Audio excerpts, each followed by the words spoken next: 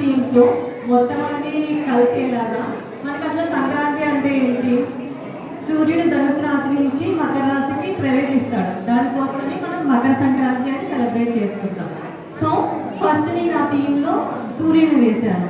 తర్వాత ఏంటంటే మనకి రైతులకు అనేది ఇది మెయిన్ ఫెస్టివల్.